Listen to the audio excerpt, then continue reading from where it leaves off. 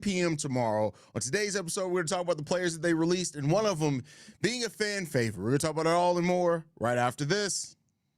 You are now tuned in to Chicago Bears Central, your number one place for all Chicago Bears news and content.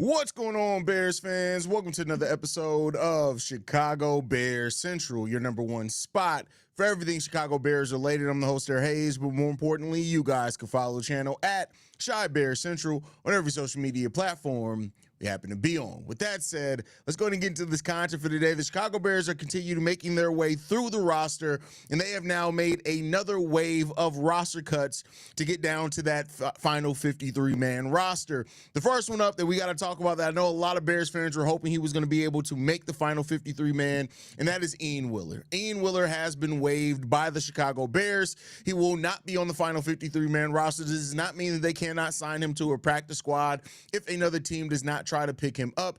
Ian Willer, who was one of the preseason darlings, especially in Hard Knocks last season, and had himself a decent game, but other than that, he was down. So, unfortunately, he did not get an opportunity, or he just did not make a big impact on the Chicago Bears. So, now Ian Willer will be waived by the Chicago Bears. He will not be at least on the final 53-man roster.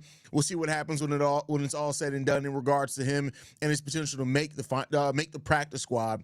The Bears have also put on non-football injury reserve list. That's Zay Frazier, the defensive back here. Now, keep in mind, Zay Frazier was somebody that Dennis Allen was really excited about with the size and the speed that he does have and he offers to the Chicago Bears.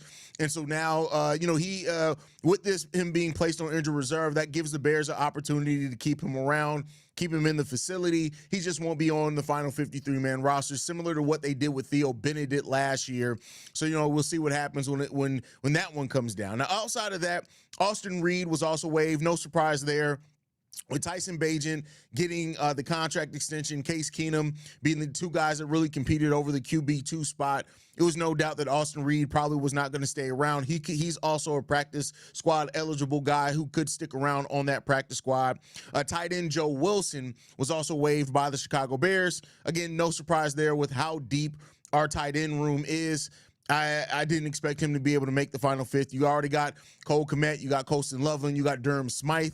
That's what it comes down to. Power Echols, a guy that I was really high on after the work he did in North Carolina. He gets cut and waived by the Chicago Bears as well. He is another player that is eligible for the practice squad if they want to try to keep him around in the building.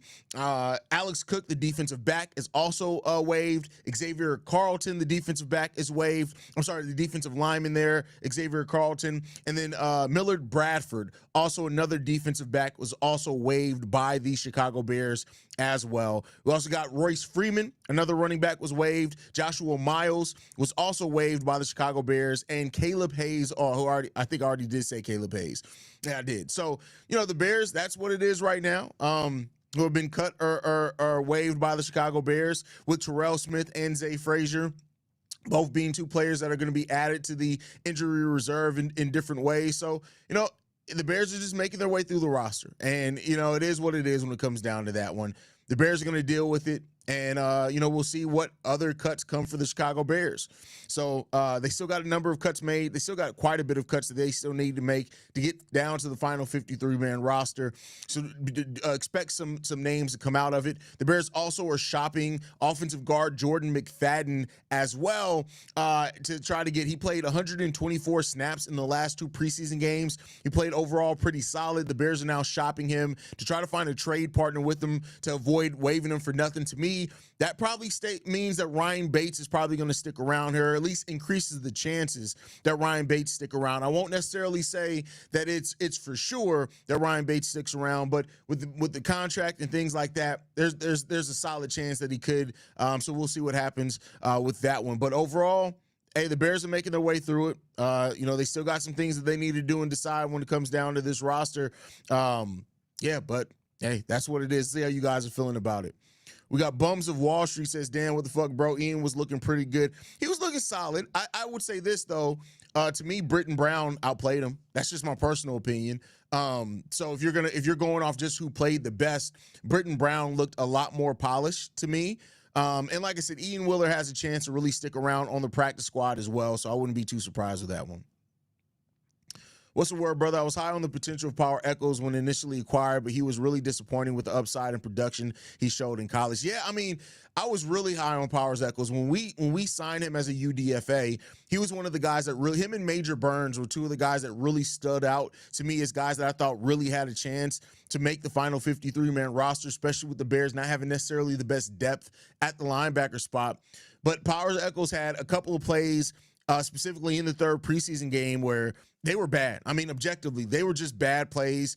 I don't know if he just was a lack of understanding of the scheme by him or what it was, but there was definitely something there, and unfortunately held him back. So there you go on that one. We should get Shiloh Sanders off of waivers. I don't think that that's probably going to happen, but, we'll see. I wouldn't be surprised they're looking at that.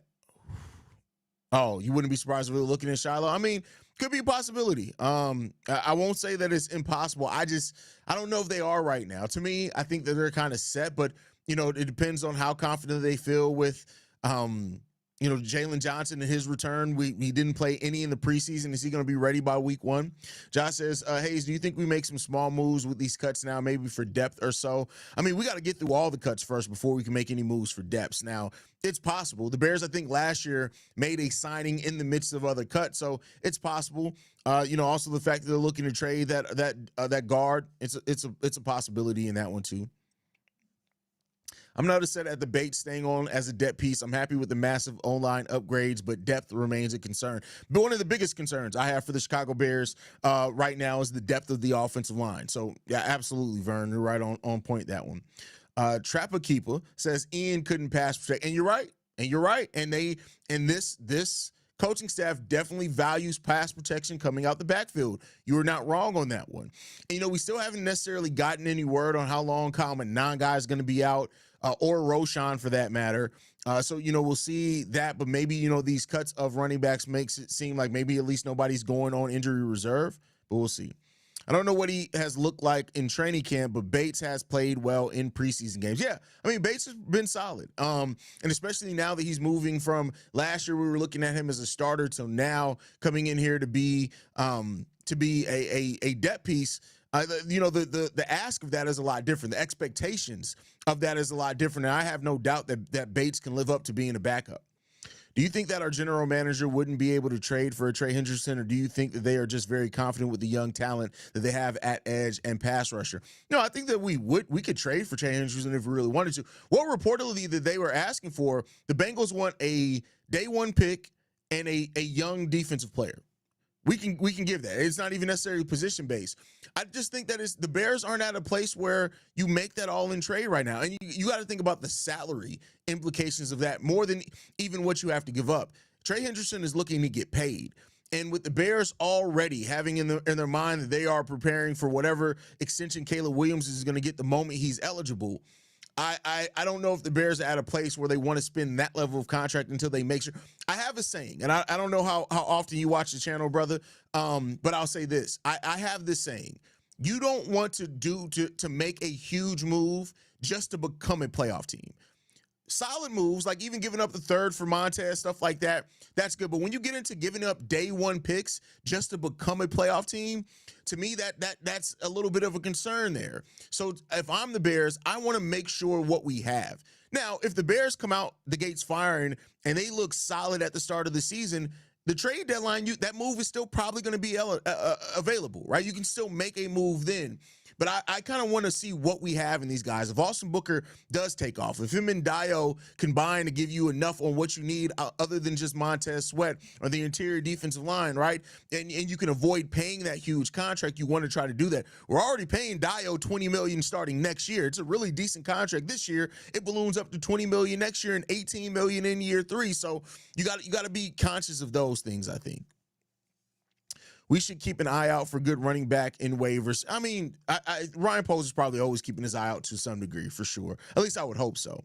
I think Duvernay gets the 5th wide receiver spot behind Oz. Could very well be. The problem, though, is that Duvernay is hurt right now. Now, I don't know if it's major. They haven't really announced anything, but there's that aspect to look at it as well. He says, I watch all the time. Oh, well, shout out to you, bro. Then you probably heard me say that before. So many fans don't realize that they just think big moves will make us contenders when we haven't seen it yet on the field. Yeah, and you know, and here's the thing. If the Bears did make a move for Trey Hendrickson, I'm not going to sit here and be like, oh, my God, no, what are you doing? But I think that just in looking at things kind of outside of just wanting to make the big splash, I think you want to kind of see exactly what you have here and then supplement. At least that's what I would want to do. Yeah, you better end up with 8 or 9 sacks or maybe 10. Who are you talking about? I don't think that they have to end up talking about Montez. Montez, yes. I don't think you can put 8 or 9 sacks on Booker as a depth piece. I don't think you can put 8 or 9 necessarily on Dio. Dio's responsibility isn't necessarily to get a huge number of sacks. It's to keep defenses honest enough to where you can't double team Montez Sweat. Now, I'm not saying he's not going to get 4 or 5, maybe even 6. But if you're talking about Dio getting 8 or 10 there as an expectation, that's just a little difficult as an expectation to have. But if he does, great. I mean, I don't think anybody's going to be mad at it if he is able to get it. So, you know, we'll keep an eye out for that and see what the Bears are able to do there.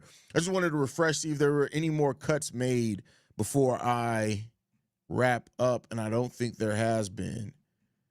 You're talking about Dio? Yeah, see, I don't think Dio 9 or maybe 10. I don't think that could be an expectation.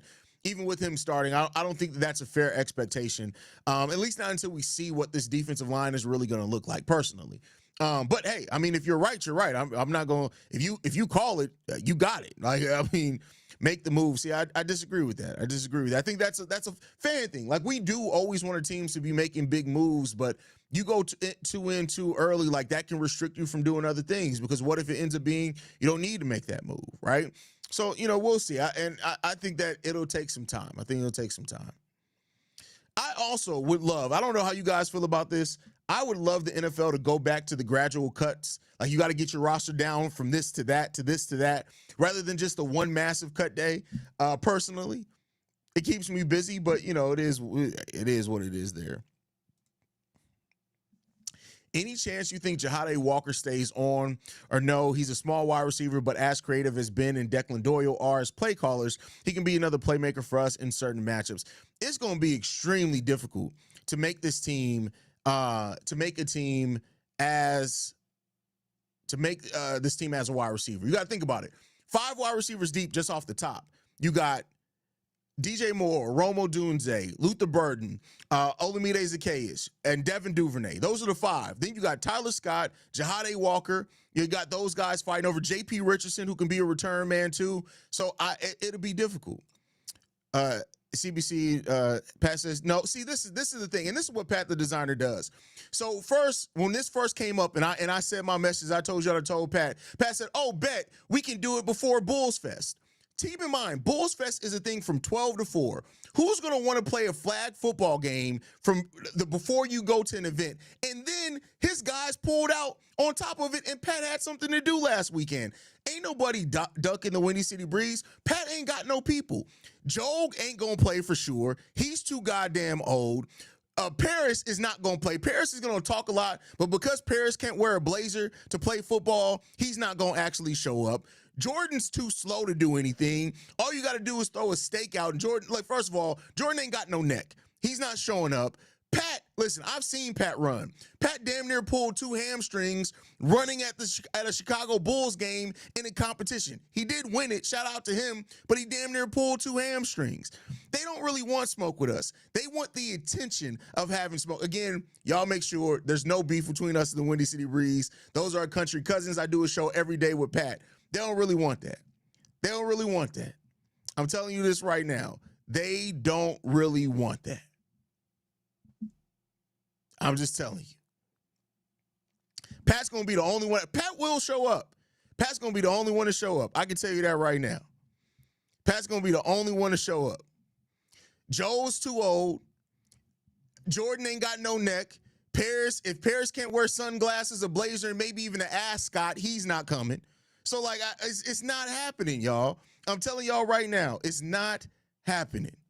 But all right, y'all, that's it for the cuts. I love you guys, man. Thank you guys for tuning in. If any other big cuts go down, you guys know I'll be here to cover it. You can follow us at Shy Bear Central. You send us any feedback, questions, comments, concerns, ChicagoBearCentral@gmail.com. And lastly, if you want to leave a text message and our voicemail for the mailbag, the number to do so, 773-242-9336. We're the #1 spot for everything Chicago Bears related. Catch y'all on the next one. Bear down, y'all.